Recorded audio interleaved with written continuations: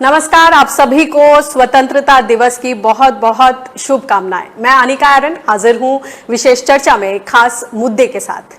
देश जब 74वां स्वतंत्रता दिवस मना रहा है, तब देश को खाद्यान्न संकट से आजादी दिलाने वाले अन्नदाता काले झंडे के साथ सड़कों पर उतरने को मजबूर हैं। 15 अगस्त को देश भर में किसानों ने न केवल काले झंडे के साथ केंद्र के अध्यादेशों के खिलाफ प्रदर्शन किया, बल्कि इनकी प्रतियां भी जलाई।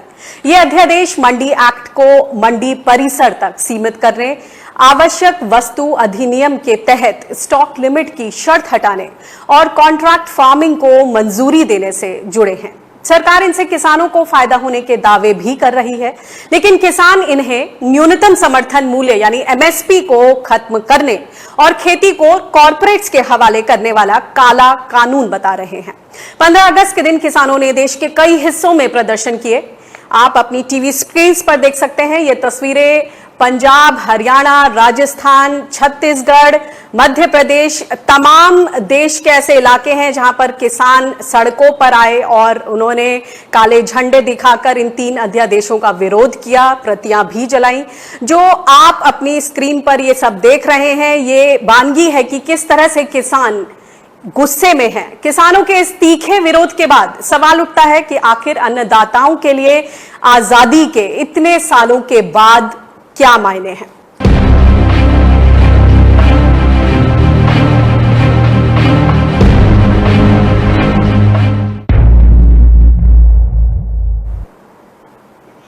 इस मुद्दे पर बातचीत करने के लिए हमारे साथ खास मेहमान भी मौजूद हैं। हमारे साथ भारतीय किसान यूनियन राज्यवाल के प्रधान बलबीर सिंह राज्यवाल जी हैं, भारतीय किसान मोर्चा के उपाध्यक्ष नरेश सिरोही जी हैं और राष्ट्रीय किसान मजदूर महासंघ के प्रवक्ता अभिमन्यु कोहाट जी। आप तीनों ही मेहमानों का बहुत बहुत स्वागत है। चर्चा को आगे बढ़ाने से पहले सुनते हैं कि इन कानूनों को लेकर लाल किले की प्राचीर से प्रधानमंत्री मोदी ने क्या कहा। आत्मनिर्भर भारत की अहम प्राथमिकता आत्मनिर्भर कृषि और आत्मनिर्भर किसान, और इसको हम कभी भी नजरअंदाज नहीं कर सकते हैं। किसान को पिछले दिनों हमने देखा है, एक के बाद एक रिफॉर्म आजादी के इतने सालों के बाद किए गए हैं। किसान को तमाम बंधनों से मुक्त करना हो, वो काम हमने कर दिया है। आप सोच नहीं सकते होंगे, हमारे देश में आप अगर साबुन बनाते हैं, हिंदुस्तान के कोने में जाके साबुन बेच सकते हैं। आप अगर कपड़ा बनाते हैं, हिंदुस्तान के किसी कोने में जाकर कपड़ा बेच सकते हैं। आप चीनी बनाए, आप चीनी बेच सकते हैं।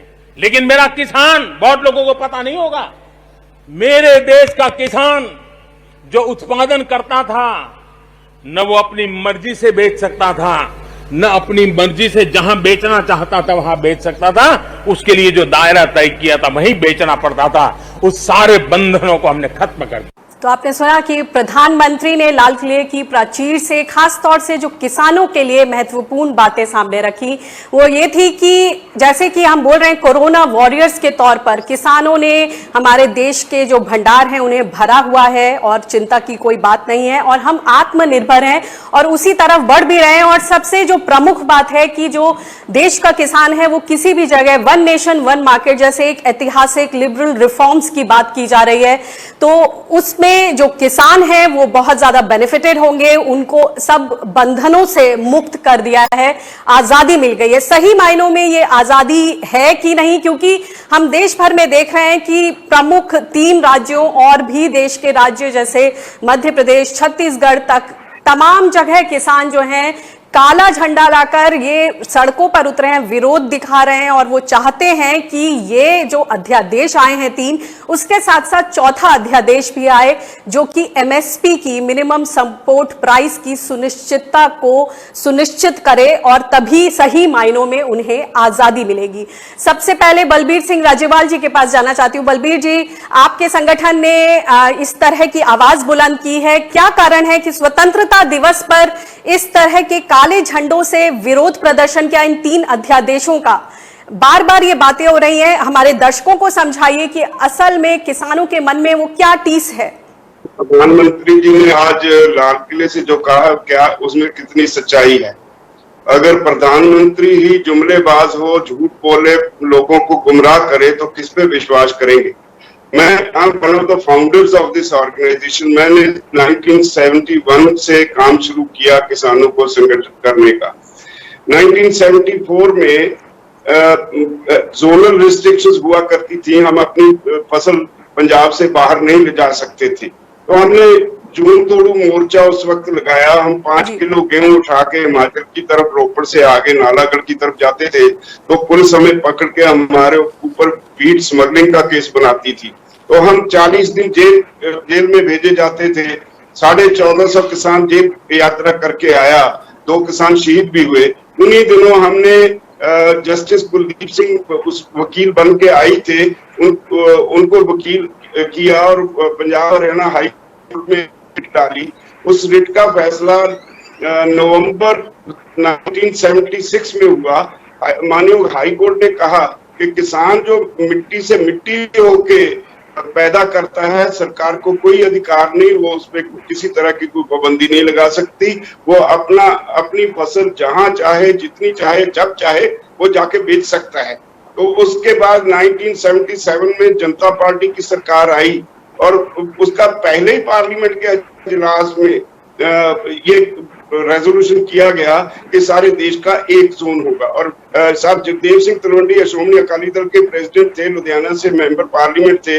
पार्लियामेंट से निकलते वक्त तुरंत उन्होंने हमें बधाई दी कि यूनियन वालों आपका मोर्चा फतेह हो गया। तो उस वक्त से आज तक हम देख रहे हैं कोई कहीं पाबंदी नहीं। पंजाब का किन्नू बेंगलोर भी जाता है, कलकत्ता भी जाता है। हम अपनी सब्जी आजादपुर मंडी में दिल्ली लाके बेचते हैं, हमारी पहुंच वहां तक ही है। कोई किसान बॉम्बे ले जाके तो बेच नहीं सकता।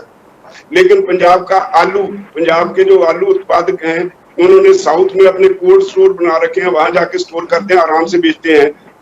मध्य प्रदेश से केला, संतरा, प्याज सारे देश में बिकता है, कोई पाबंदी नहीं। पिछले 3 साल पहले पंजाब में बिहार से पैडी 1100 रुपए पहुंच गई, सरकार ने ट्रक पकड़े, इसका मतलब कोई पाबंदी नहीं। पिछली जो पैडी की क्रॉप थी यूपी से 1000 में, क्योंकि वहां मंडी नहीं है, 1000 में खरीद के। यानी कुल मिला के आपका कहना है कि पहले से ही ये आजादी मौजूद थी, फिर इसको इस तरह से क्यों प्रोजेक्ट किया जा रहा है, ये पूरा नैरेटिव क्यों बिल्डअप किया जा रहा है कि अब जाके किसान इन बंधनों से मुक्त हो गए हैं? इस झूठ को सच बनाने में लगी हुई है। मुझे अफसोस से कहना पड़ रहा है कि बीजेपी का एक नारा यही है कि झूठ बोलो, झूठ बोलो, झूठ बोलो, इतना झूठ बोलो कि वो सच बन जाए। और ये जब पाबंदी है ही नहीं, अब भी बिहार से मक्का आता है तो पंजाब में मक्का जो है वो मंदी हो जाती है। इस बार आपका पॉइंट आ गया बलबीर जी। मैं नरेश सिरोही जी से इस पर प्रतिक्रिया लेना चाहूंगी। नरेश जी, आपकी क्या प्रतिक्रिया है ये जो 3 अध्यादेश हैं इनको लेकर? जिस तरह से बलबीर सिंह राजेवाल जी का कहना है कि ये आजादी तो पहले से मौजूद थी, फिर इस तरह से ये नैरेटिव क्यों गढ़ा जा रहा है कि अब तक इस तरह की चीजें नहीं हुई और अब जाकर इस सरकार ने इस तरह के रिफॉर्म्स कर दिए हैं जो पहले कभी नहीं हुए? देखिए अनिका जी, राजेवाल जी बिल्कुल ठीक कह रहे हैं कि बहुत संघर्ष इस मामले में हुआ और हम लोगों ने खुद उत्तर प्रदेश से, जब टिकैत साहब के साथ में था, तब हमने ये बैरियर तोड़ा था और गिरफ्तारी दी थी कि हमारा गेहूं जो है उत्तर प्रदेश का दिल्ली में जाके बिकना चाहिए। तो बीच में उसमें डील हुई, लेकिन राज्यों की मर्जी के ऊपर डिपेंड है कि राज्य समय समय पे उस पर कहीं ना कहीं पाबंदी लगाते रहते थे। और अभी भी उत्तर प्रदेश का धान कई बार नरेला मंडी में बेचने में भी हमको बहुत समस्या आती थी। तो ये एक बहुत क्लियर हो गया है कि आप कहीं भी बेच सकते हैं। इसमें समझता हूं कि किसानों का कोई नुकसान तो नहीं है बिल्कुल भी। अगर ये स्पष्टता हो गई है कि केंद्र सरकार उसको बिल्कुल फ्रीली कर रही है, तो राज्य सरकारों पर ये दबाव बनेगा कि हम कहाँ जहां चाहे वहां बेच सकते हैं, कोई राज्य सरकार उस पर पाबंदी नहीं लगा सकता। नहीं तो राज्य सरकार उसमें बहुत अड़ंगे खड़ा करता था। और अभी भी पिछली दिनों हमारे वीएम सिंह जी का गेहूं पड़ा था दिल्ली में, वो हरियाणा बेचने में बहुत समस्या हुई थी। आपने तो वो प्रोग्राम किया था, किस तरह से हम लोग पूरे दिन लगे रहे, परेशान रहे उसमें। तो इस तरह से ये बहुत क्लियरिटी हुई है, इसमें कोई बुराई नहीं है, मैं समझता हूँ। और इसमें किसान का कोई नुकसान नहीं। नरेश जी, बुराई कोई नहीं है, लेकिन जिस तरह से जो किसान है उन्हें ये आश्वासन चाहिए, उनका बार बार ये तर्क सामने आ रहा है कि जो किसान, ज्यादातर 85% हमारे किसान छोटे हैं, उनकी वो क्षमता नहीं होती कि वो अपनी जो उपज है उसको उठाकर किसी दूसरी जगह पर जाएं। तो उस लिहाज से ये कितना मुश्किल काम है अगर छोटे किसानों की बात सोचें, और क्या ये व्यवहारिक है उनके लिए? मेरा कहना ये है कि जो बहुत छोटा किसान है वो तो बेचारा शहर तक भी नहीं जाता। छोटी सब्जी वाला, अगर किसी की 2 टोकरे सब्जी है तो आपने देखा होगा, अगर गांव में एक आके ट्रक खड़ा हो जाता है, एक जो छोटे मोटे दलाल होते हैं, गांव के लोग होते हैं, बेरोजगार बच्चे होते हैं, वो सबका टमाटर 2-2 टोकरी, 4 टोकरी, 6 टोकरी इकट्ठा कर लिया और जाके मंडी में दिखा के आ गए। तो ये तो इसमें मैं समझता हूं कि छोटा किसान तो नहीं जाएगा, लेकिन जिस तरह से फ्री किया है, मैं ये आश्वासन दे सकता हूं सरकार की तरफ से कि निश्चित रूप से इसमें किसान का कोई नुकसान नहीं होगा। और जो मंडियों पे बहुत लंबे समय से सुधार की सर, आश्वासन तो यहाँ पर मुख्य मुद्दा तो एमएसपी का है। जो किसान हैं उनको अपनी फसल अपने ही भाव पर, तय भाव पर बेचने की जो आजादी है वो चाहिए। क्या कहा आपने? मेरा कहना है कि जो प्रमुख मुद्दा है यहाँ मुख्य तौर पर किसानों का कहना है कि वो किसी भी जो भी नई जो तरक्की की बात हो रही है, नए रिफॉर्म्स की बात कर रही है, वो पीछे नहीं हटने वाले, बशर्ते कि उनको इसकी सुनिश्चितता मिले कि एमएसपी पर ही खरीद हो। वो जो आजादी है वो कहीं ना कहीं अभी तक नहीं मिल पाई है किसानों को। अपने ही तय जो भाव है, जो एमएसपी तय होती है, उस भाव पर फसल की खरीदी, ये जो आजादी है, हम स्वतंत्रता दिवस की बात कर रहे हैं, आज के दिन ये बहुत महत्वपूर्ण हो जाता है किसानों के लिए, ये आश्वासन।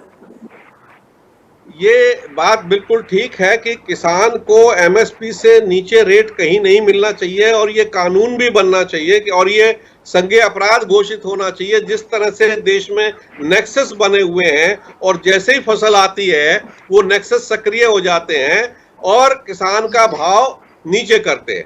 इसमें एक जो आवश्यक वस्तु अधिनियम पे जो छूट की गई है, मैं कहता हूं कि इससे थोड़ा बहुत इसमें जरूर राहत मिलेगी, क्योंकि हमारी मान लो 10 करोड़ टन गेहूं आई तो 1 से 1.5 महीने के बीच में आती है वो। उस समय व्यापारी की जो लिमिट है 1000 टन है, तो वो इससे ज्यादा नहीं खरीद सकता। अगर ये लिमिट हटा दी जाएगी और ज्यादा लोग खरीद पाएंगे तो मैं समझता हूं किसान की जो उत्पाद है वो उस समय ज्यादा बिक्री हो पाएगी। इसका भी विरोध मैं समझता हूं कि कोई कहीं ना कहीं इसमें कोई शंकाएं ऐसी हैं जो गुमराह कर रहे हैं लोग, लेकिन ऐसा नहीं है, इससे कोई फर्क नहीं पड़ेगा। भले किसान सुनते हैं जो आपने ये बात बोली है, इस पर हमारे पास कुछ किसानों ने अपनी बाइट्स भी भेजी हैं, हम समझते हैं कि आखिर उनकी क्या शंकाएं हैं। और जैसे कि आप कह रहे हैं कि कुछ लोग भ्रमित कर रहे हैं, पहले उनका तर्क, उनका जो पॉइंट ऑफ व्यू है उसको समझने की कोशिश करते हैं। मैं आज भाषण जी सुन रहा सी भी आत्मनिर्भर बनो, ठीक है मोदी जी, असं आत्मनिर्भर बनने ਨੂੰ बिल्कुल तैयार है। ਅੱਜ ਭਾਰਤ ਦਾ ਕਿਸਾਨ बिल्कुल आत्मनिर्भर है। ਤੁਸੀਂ ਕਿਸਾਨ ਨੂੰ ਇੱਕ ਮੌਕਾ ਦੇ ਕੇ ਦੇਖੋ। ਅਸੀਂ ਅੱਜ ਜੋ ਇੰਡੀਆ ਦੇ ਵਿੱਚ ਉਤਪਾਦਨ ਹੁੰਦਾ ਹੈ, गेहूं ਇੰਨਾ ਕੁ ਸਫੀਸ਼ੀਐਂਟ ਹੈ ਕਿ ਅਸੀਂ ਪੂਰੇ ਇੰਡੀਆ ਦਾ ਪੇਟ ਭਰ ਸਕਦੇ ਹਾਂ। ਦਾਲਾਂ ਇੰਡੀਆ ਦੇ ਵਿੱਚ ਇੰਨੀਆਂ ਕੁ ਸਫੀਸ਼ੀਐਂਟ ਹੈ ਕਿ ਅਸੀਂ ਪੂਰੇ ਇੰਡੀਆ ਨੂੰ ਖਵਾ ਸਕਦੇ ਹਾਂ। ਤੁਹਾਨੂੰ ਇੰਪੋਰਟ ਕਰਨ ਦੀ ਕੋਈ ਲੋੜ ਨਹੀਂ। एक भंडारण का कानून भी लागू किया है जिसमें प्याज, आलू ऐसी चीजों का भंडारण किया जा सकता है और आप फसलों का भंडारण किया जा सकता है। और आप सभी समझते होंगे कि किसान इतना पैसे वाला नहीं है कि वो आलू, प्याज या किसी भी अनाज का भंडारण कर सके। कहीं ना कहीं इस पे सरकार की नीयत खराब है, जो व्यापारी कॉर्पोरेटों को लाभ पहुंचाना चाहती है। किसानों का माल 1 रुपए 2 रुपए में खरीद के 50 रुपए और 100 रुपए में बेचेगी, इससे भी किसानों को नुकसान है। अंग्रेजों भारत छोड़ो का नारा बिहार की धरती चंपारण से महात्मा गांधी ने सूट उतार के लंगोट पहन करके कृषक के भेष में देश को जगाने का काम किया। मोदी जी ने 3 काला अध्यादेश को लाने का काम किया है, जिसको सूबे देश के तमाम राज्यों के किसान विरोध कर रहे हैं। सवाल उठाना हम चाहते हैं आदरणीय मोदी जी से कि आप कॉरपोरेट को बढ़ावा क्यों देना चाहते हैं? क्या कृषि को आप खत्म करना चाहते हैं? इस सवाल पर बिहार के किसान निश्चित रूप से अंग्रेजों को भगाने का काम किया है, आपको भी हम भगाएंगे। तो कहीं ना कहीं ये शंका है कि कॉरपोरेट्स को फायदा पहुंचाने के लिए ये 3 अध्यादेश लाए गए हैं, और खास तौर से अगर इन तीनों को एक साथ मिला दिया जाए तो वो बहुत कहर ढा सकते हैं। एसेंशियल कमोडिटीज एक्ट की बात कर रहे थे नरेश सिरोही जी। सीधे जाना चाहती हूँ एक बार अभिमन्यु कोहार जी के पास। अभिमन्यु, आपका किस तरह का व्यू है? अगर हम बात करें कि जो भंडारण की जो स्टॉक लिमिट है अब वो हट गई है, जो किसान है उनका कहना है कि उनके पास तो इतनी कुव्वत ही नहीं है, इतनी क्षमता ही नहीं है कि वो उतने उपज को भंडारण में रखें या उस तरह के किराए दे पाए, तो इसका अंततः जो व्यापारी हैं उनको फायदा पहुंचेगा। और दूसरा पक्ष नरेश सिरोही जी ने रखा, आप क्या मानते हैं? देखिए, इसमें अनिका जी, सबसे पहले मैं सभी देशवासियों को स्वतंत्रता दिवस की हार्दिक शुभकामनाएं देना चाहूंगा। जो ये सवाल आपने उठाया कि भाई जो एसेंशियल कमोडिटी एक्ट है उसमें अभी सरकार ने बदलाव किया है, तो जो ये फ्री मार्केट लागू कर रही है, 1970-80 में यही पॉलिसीज वेस्टर्न कंट्रीज में लागू हुई थी फ्री मार्केट पॉलिसी के नाम पे। तो उसका नतीजा क्या आया, जरा हम ये समझ लें एक बार। फ्री मार्केट पॉलिसी अमेरिका और यूरोप में लागू होने से पहले वहां के किसानों को फाइनल रिटेल प्राइस का 40% मिलता था। मतलब जो फाइनल रिटेल प्राइस होता था उसमें से 40% किसानों के पास जाता था। जब वहां पे ये फ्री मार्केट पॉलिसी लाई गई तो उसके बाद किसानों को जो फाइनल रिटेल प्राइस का मिल रहा है परसेंटेज, वो मात्र 15% है। और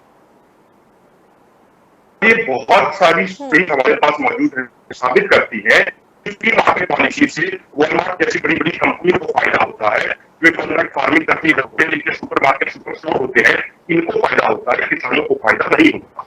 और एक ये बात सही है, ये बार बार ये चीज हम उठा रहे हैं कि भाई एपीएमसी मंडियों में सुधार की आवश्यकता है, लेकिन सरकार सुधार की बजाय एपीएमसी मंडियों को बाईपास करने में लगी हुई है, एपीएमसी मंडियों को खारिज करने में लगी हुई है। हमारे सामने 2 एग्जाम्पल है जो हमें समझने चाहिए। एक एग्जाम्पल है तमिलनाडु का, तो दूसरा एग्जाम्पल है बिहार का। तमिलनाडु ने 1999 में एपीएमसी मंडियों में सुधार किया था और उझावर संतरी मार्केट योजना शुरू की थी। वहीं दूसरी तरफ 2006 में बिहार ने एपीएमसी मंडियों को समाप्त कर दिया था। तो जब तमिलनाडु में एपीएमसी मंडी एक्ट में सुधार करके एक नई योजना लाई गई, तो उसका नतीजा ये रहा कि वहां पे जो किसान है, जो संतरी योजना से जुड़े हुए हैं, ओपन मार्केट के मुकाबले उस योजना से जुड़े हुए किसानों को 25% ज्यादा रेट मिलता है अपने उत्पादों का, और जो ग्राहक है, जो कस्टमर है, उसको ओपन मार्केट के मुकाबले 20% कम रेट मिलता है और फ्रेश सब्जियां और फ्रेश बिल्कुल ताजी चीजें सारी मिलती है।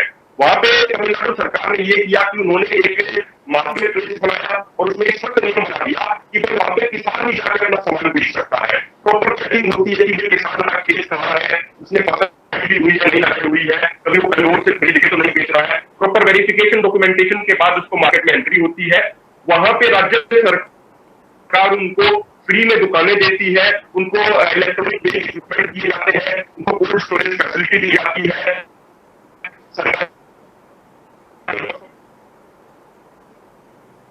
जी अभिमन्यु, आपकी आवाज में थोड़ा डिस्टरबेंस है, मैं चाहूंगी कि उसको ठीक करके मैं एक बार फिर से आपके पास आऊंगी।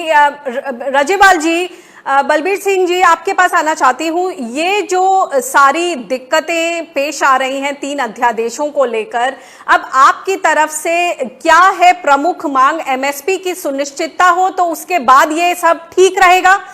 अगर उस तरह की उसको मान लिया जाए कि इसको भी हम लाएंगे, तो फिर आप किसी तरह की खामियां देखते हैं ये जो 3 अध्यादेश आए हैं?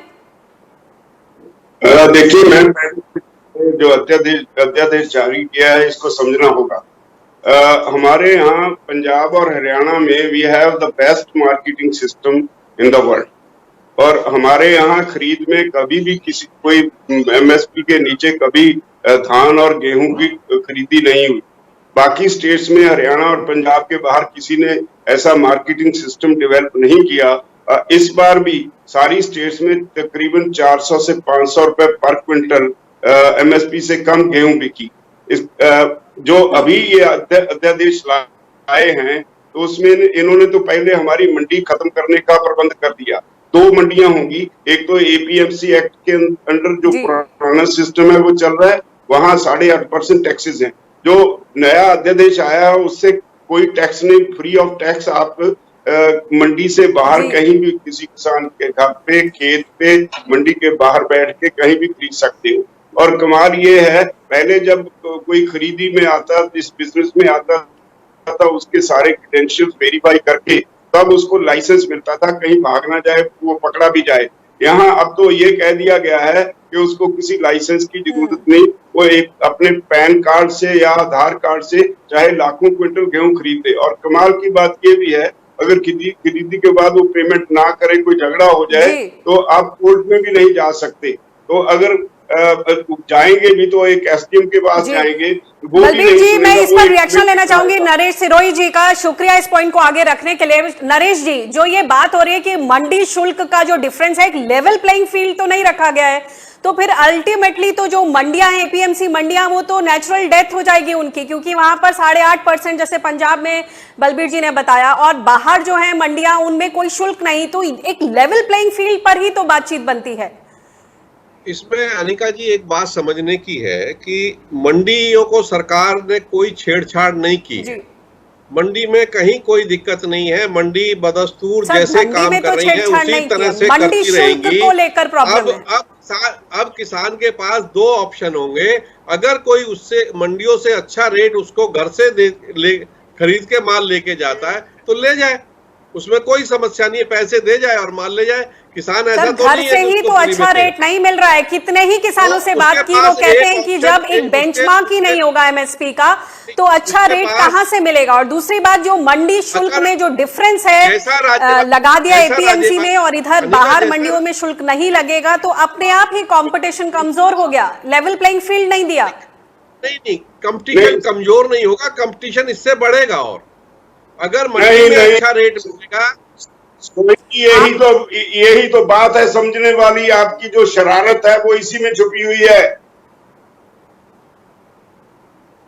टोटल शरारत ही इसी बात में छुपी हुई है। अभिमन्यु, आपके पास आना चाहूंगी। राजेवाल जी, अगर मैं आपसे आपका इस पर क्या व्यू है मंडी शुल्क को लेकर, जो फर्क है, क्योंकि बुनियादी दिक्कत वहीं पर है। बेचेगा एक तरीका है, जो कॉर्पोरेट हाउसेज है वो हमेशा अपने कंपटीटर को पहले भगाते हैं और उसको 200 रुपए क्विंटल का ये बेनिफिट दे दिया, उसके पास कोई टैक्सेस नहीं, वो 2 साल हमें देगा 50 रुपए ज्यादा। इतनी देर में अंदर वाले भाग जाएंगे, फिर वो अपने गजों से नापेगा। यही तो बात है मल्टीनेशनल कंपनियों की, जो आप कॉर्पोरेट्स को दे रहे हैं सब कुछ। जी हाँ, ये बुनियादी तौर पर दिक्कत है। अभिमन्यु, क्या आप हमारे साथ हैं, जुड़ गए हैं? अभिमन्यु, आपसे पूछना चाहेंगे, जो स्वतंत्रता दिवस पर अब अगर हम फॉरवर्ड लुकिंग बात करें, ये तो तय है कि एमएसपी की सुनिश्चितता जरूरी है, नरेश सिरोही जी ने भी उसका आश्वासन दिया है। अब बात अगर फ्यूचर की बात करें संक्षिप्त में, कि अल्टीमेटली जब हम कोविड के दौर से गुजर रहे हैं, तो जो एग्रो क्लाइमेटिक जोन्स हैं इंडिया के, इतनी ज्यादा विविधता है, तो हम इस सब में उस पर क्यों ना फोकस करें। और जैसे प्रधानमंत्री ने पिछले साल लाल किले के प्राचीर से बोला था, ऑर्गेनिक खेती पर फोकस करें, तो अब आगे की फ्यूचर आपको क्या लगता है, क्या इंडिया इसको यूएसपी बना सकता है ऑर्गेनिक खेती को? इसमें फिर फूड सिक्योरिटी को लेकर आशंकाएं सामने आ जाती हैं। देखिए, इसमें 2 चीजें अभी सरकार को करनी चाहिए। अगर हम भविष्य की बात करें तो सबसे पहला तो ये है कि सरकार एमएसपी पर खरीद की गारंटी का कानून लाए और ये बिल्कुल सख्ती से इसको लागू किया जाए। अगर कोई भी व्यापारी, कोई भी व्यक्ति किसानों का उत्पाद एमएसपी से कम पर खरीदता है तो उसके खिलाफ कानूनी कार्रवाई होनी चाहिए उस व्यापारी के खिलाफ। दूसरा जो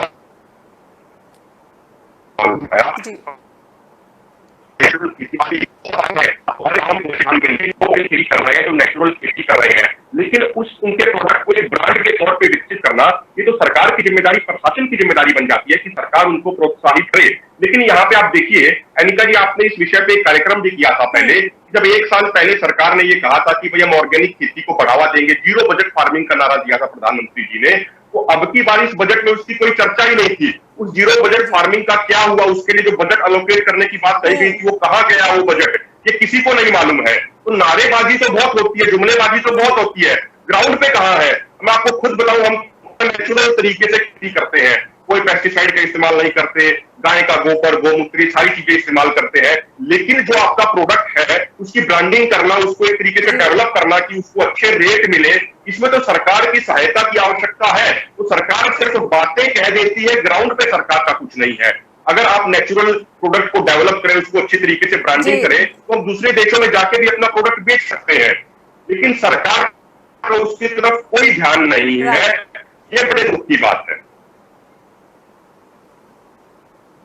चलिए, बहुत बहुत शुक्रिया आप तीनों मेहमानों का इस चर्चा में जुड़ने के लिए। और हम इसी पर एंड करना चाहूंगी मैं कि आज प्रधानमंत्री ने आत्मनिर्भर बनने पर बहुत ज्यादा जोर दिया है। और इतने सालों में, 73 सालों में जब किसान आज जब खड़े हैं, तो ये एक त्रासदी ही समझिए कि 15 अगस्त के दिन, स्वतंत्रता दिवस के दिन, किसान एक बार फिर अपनी मांगों, अपने हक, अपने अधिकार और एमएसपी पर बेचने की आजादी को लेकर, इन तमाम मुद्दों को लेकर सड़कों पर हैं। और अगर भविष्य की बात करें तो जिस तरह से हम कोविड को झेल रहे हैं, तो हम आशा करते हैं कि आने वाले दिनों में जिस तरह से प्रधानमंत्री ने एक राह दिखाई है, प्राकृतिक खेती, ऑर्गेनिक खेती की तरफ आगे बढ़ें। और ये कहीं ना कहीं यूएसपी साबित हो सकता है भारत के लिए, कृषि प्रधान देश के लिए। बहुत बहुत शुक्रिया। और इस चर्चा में फिलहाल इतना ही। देश दुनिया की ताज़ा तरीन खबरों के लिए आप बने रहिए स्वराज एक्सप्रेस के साथ। मुझे दीजिए इजाजत। नमस्कार।